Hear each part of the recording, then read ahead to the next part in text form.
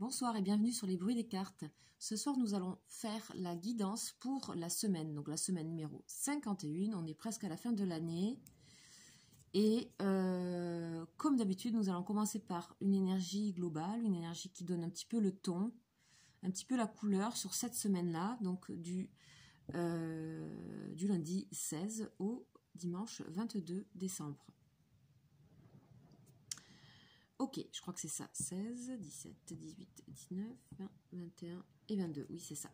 Et nous allons toujours commencer par une énergie des lettres hébraïques. Allez, c'est parti. Alors, comment va se passer? Quelles sont les énergies pour cette semaine? Merci.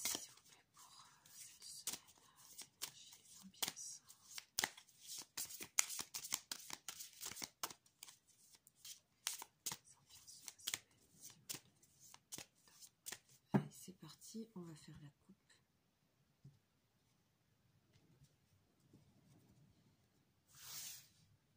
Ok, allez, celle-ci.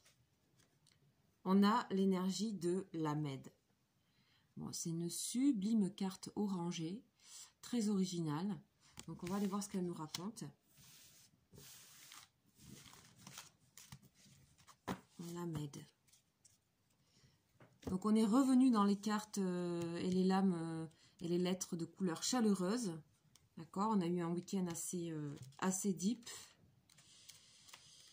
Et ça, c'était les influences un peu de la pleine lune, je pense.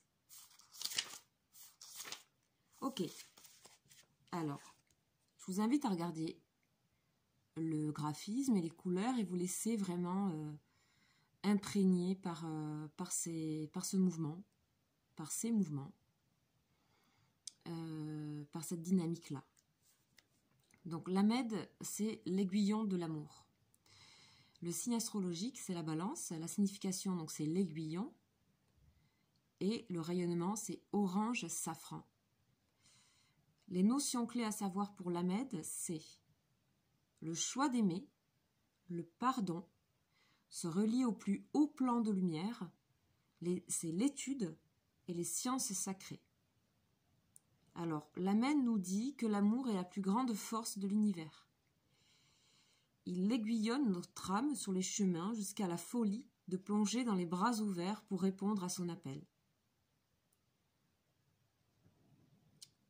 Donc, on nous parle de sagesse de l'âme. D'accord ? Et que cette sagesse peut être vécue comme une folie pour l'ego humain. Alors que, bon, on sait que, nous, entre nous, on sait que non. Donc, on nous dit que l'Ahmed est la seule lettre dont le dessin monte au-dessus de la ligne d'écriture.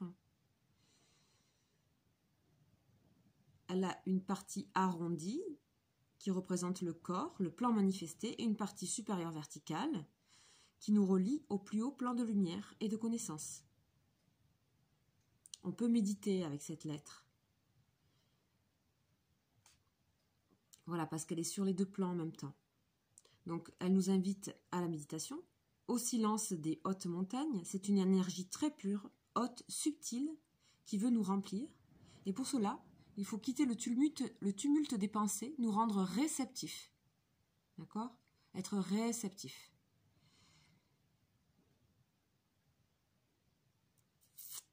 Donc, c'est chouette parce que l'Ahmed, elle peut nous envoyer haut, hein. Elle peut nous faire accéder à des choses.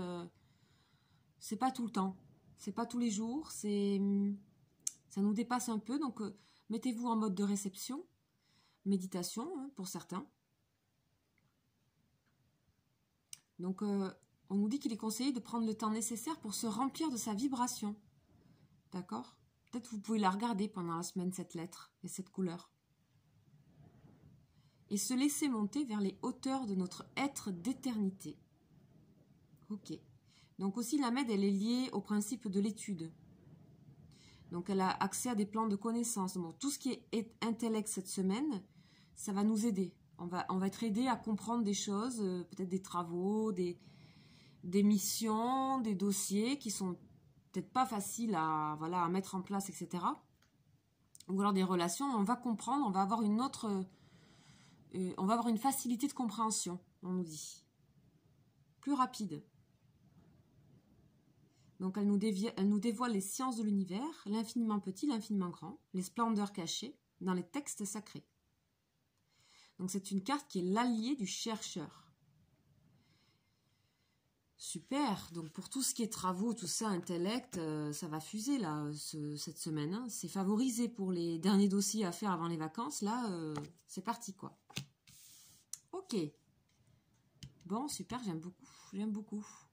On va continuer avec des énergies, d'autres énergies, donc et d'autres ambiances, avec le tarot psychique.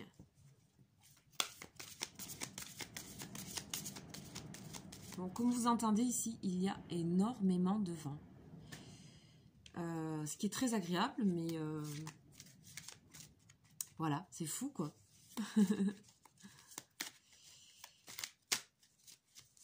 J'aime beaucoup.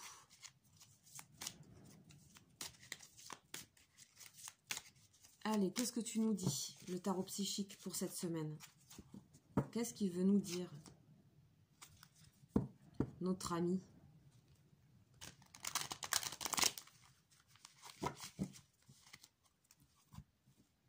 Allez, on va faire la coupe. Hop. Et bien sûr, on nous parle de chakra coronal. C'est le chakra qui nous permet, ici, c'est le petit aiguillon ici de la Mède, qui nous permet d'avoir accès à des connaissances, à des choses qui viennent de l'au-delà. On va même peut-être être étonné.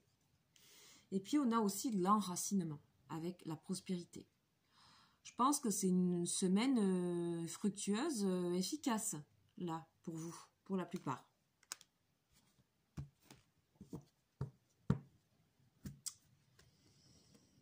Ok, alors, qu'est-ce qu'on va nous raconter?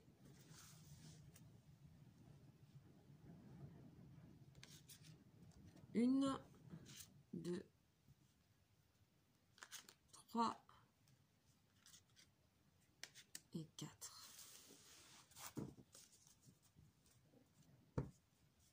Et en dos de deck, nous avons le chakra du cœur. Que des chakras là.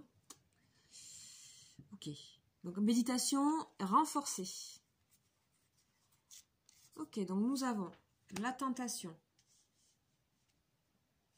la sagesse, l'éveil et le triomphe. Ici, nous avons que des cartes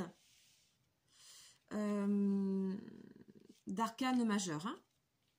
C'est que des cartes de couleur noire, donc de couleur, ce sont les arcanes majeurs.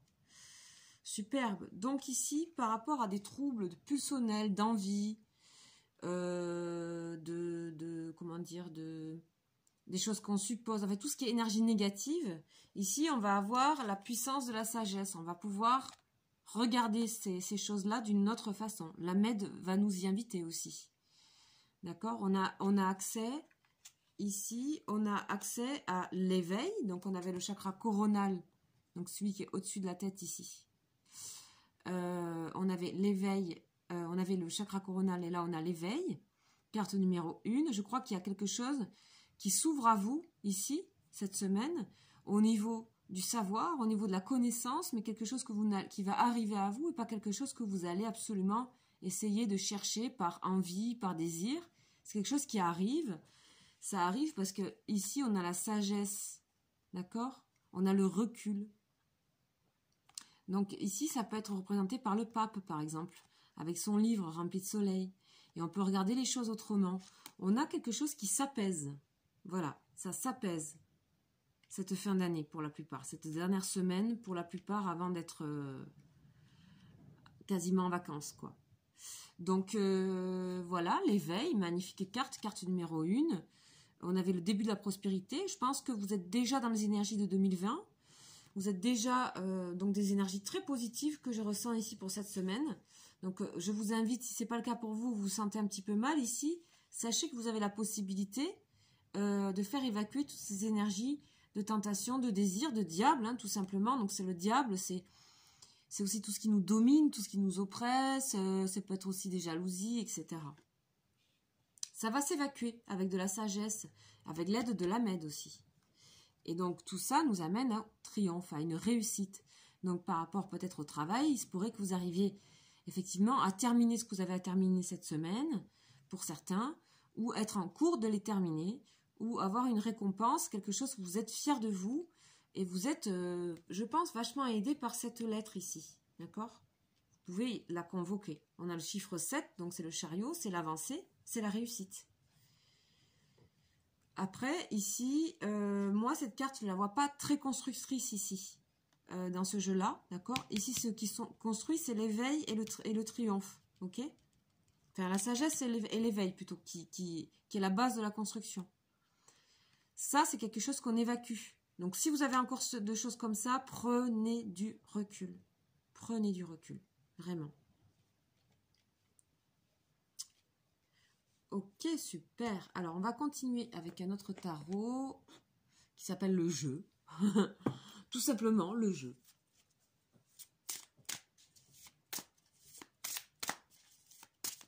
Allez, le jeu.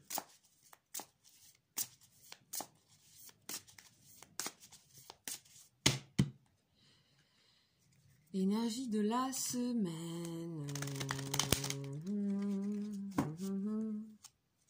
Encore un petit coup.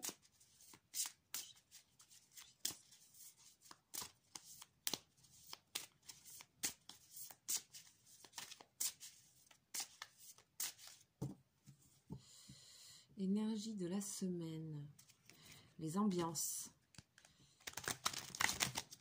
Le move de cette semaine.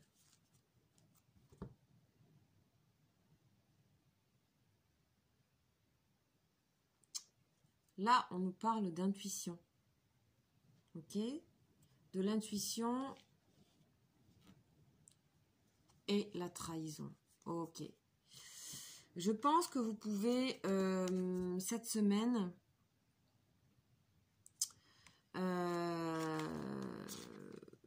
vous pouvez sentir quand c'est pas le bon endroit. Comme il y a la sagesse et l'éveil, je pense que vous allez être averti. Alors, c'est pas votre ego, c'est pas votre mental. Je pense que c'est votre intuition qui va vous dire là, faut pas y aller ou là, faut y aller. On vous dit d'oublier les gens qui vous ont fait du mal. D'accord? C'est la petite phrase de sagesse. Et l'intuition vous dit, il suffit parfois de vous arrêter un instant pour que les choses se manifestent d'elles-mêmes. C'est ça. On n'est pas dans le mental. Là. On reçoit. La Med vous envoie des choses. N'oubliez pas. Donc, voilà. Et c'est marrant parce que ici, juste après la trahison, on a les tentations. Donc, la même carte que celle-ci. Donc, vous allez pouvoir vraiment avoir un peu de flair cette semaine. Hein. Un peu de flair et sentir quand c'est pas la chose à faire, quoi. Voilà, tout simplement. Donc, combativité. Projet. Donc, on en parlait tout à l'heure. L'homme de loi. D'accord. Ok, on va voir ce que ça nous dit. Et le masculin. Triomphe et masculin. Bah, dis donc. Ok. Et avec un dos de deck, toujours cette magnifique carte de l'intuition. Donc ici, on nous parle de combativité, là. Moi, je vais vous montrer la carte. Donc, il s'agit ici de venir combattre. C'est rouge, c'est bélier. Et la petite phrase de sagesse vous dit personne n'a dit que la vie est facile, mais elle vaut la peine. Ça en vaut la peine. Ça en vaut la peine de sentir ce genre d'énergie. Tentation, de les combattre aussi, de savoir, pour soi-même aussi, savoir les sortir de nous, hein, savoir les évacuer, savoir en tirer parti, je dirais, savoir comment on peut s'en servir comme construction, puisque ce sont des énergies de créativité. Mais on vous dit ici, il y a beaucoup d'épées et tout ça, il y a quelque chose de combatif, vous sortez de quelque chose de combatif, là, de la dernière semaine, fin de dernière semaine, puisque c'était assez lourd. Peut-être qu'en début de semaine, c'est encore un petit peu comme ça, et puis ça va s'apaiser beaucoup. Vous allez comprendre, il y aura peut-être des conflits ici, et vous allez tirer parti de ces conflits aussi, et tout de suite, pouf, on a une espèce de claque, ça s'enclenche vers autre chose. Donc on a les projets et la sagesse ici, qu'on avait, que j'ai expliqué tout à l'heure. Donc les projets, vous voyez, c'est plein de portes et de la lumière partout. Donc tout est ouvert ici pour les projets.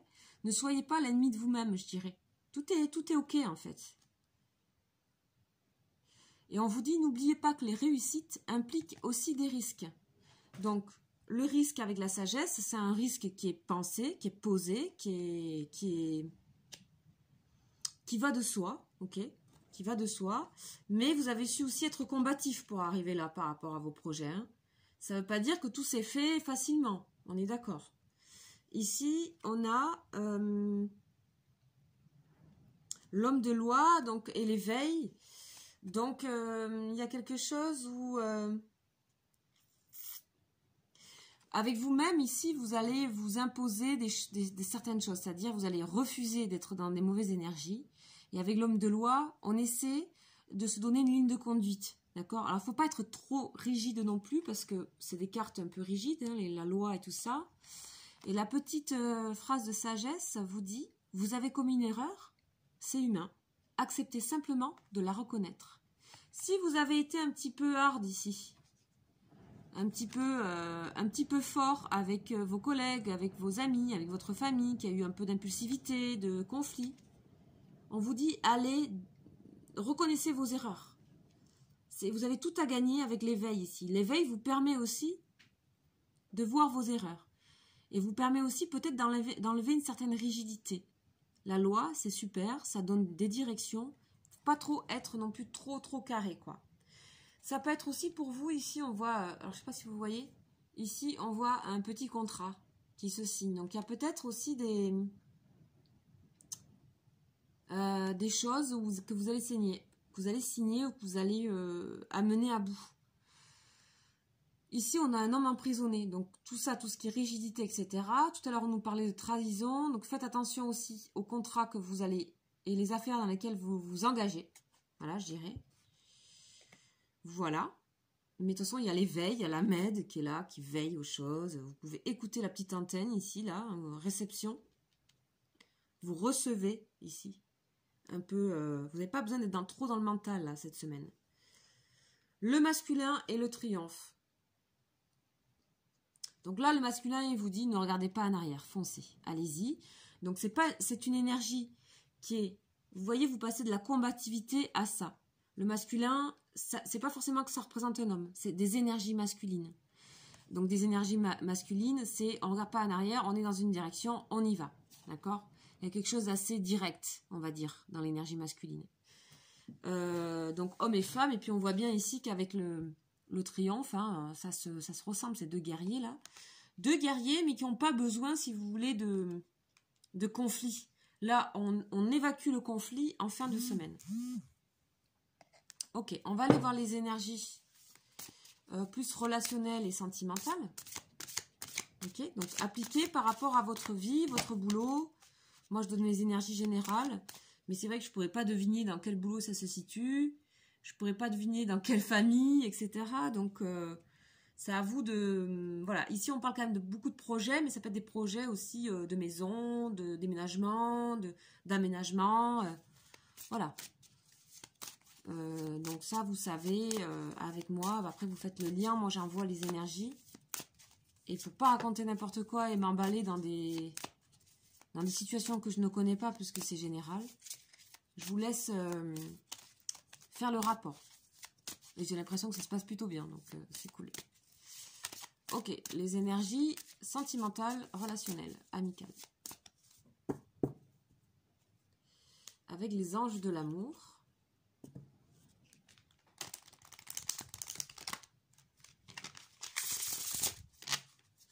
Qu'est-ce qu'il va nous raconter? Qu'est-ce qu'il va nous dire? On nous parle de réconciliation et on nous parle de rester optimiste. Donc, s'il y a eu des conflits, c'est la coupe. Hein. S'il y a eu des conflits, il va y avoir une réconciliation cette semaine ou elle est en cours. D'accord? Ou soit vous souhaitez vous réconcilier avec quelqu'un parce que vous savez quelque part que vous avez fait peut-être une erreur. D'accord? Donc, restez optimiste. Si ce n'est pas tout de suite qu'il y a une réconciliation, on vous dit la pensée positive et la foi vous apporteront l'amour. Vous voyez? Vous chagrinez pas trop avec ça. Ce qui est fait est fait. Vous êtes vous-même. Vous êtes qui vous êtes. Voilà, ça arrive, c'est comme ça.